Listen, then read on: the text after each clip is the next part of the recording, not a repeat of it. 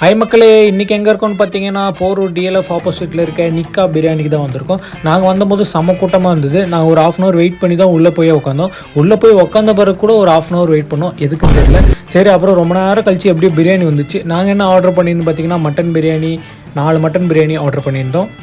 அப்புறம் பிரெட் அல்வா எடுத்துன்னு வந்து வச்சாங்க, அது அப்படியே நம்ம சைடில் ஒதுக்கியாச்சு யாருக்கும் தெரியாமல். சரி, நெக்ஸ்ட்டு மட்டன் பிரியாணி டேஸ்ட் பண்ணலான்னு சொல்லிட்டு அப்படியே பிளேட்டில் கொட்டிட்டு சாப்பிட்டோம்.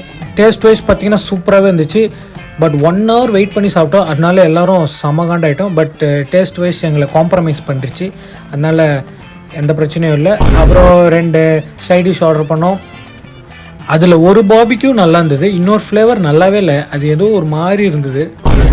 சரி, எல்லாத்தையும் சாப்பிட்டு முடிச்சுட்டு பார்த்திங்கன்னா இப்படி ஆயிடுச்சு. கடைசியாக ஒரு கோலி சோடாவோடு முடிச்சாச்சு. அப்புறம் அந்த கோலி சோடாவில் இருக்கிற கோலி எடுத்து நம்ம பசங்க விளையாண்டுருந்தாங்க. சரி, பிரியாணி சாப்பிட்டு முடித்த கையோடையே எங்கேயாச்சும் போய் விளையாடலான்னு சொல்லிட்டு ஸ்னூக்கர் போயிட்டோம்.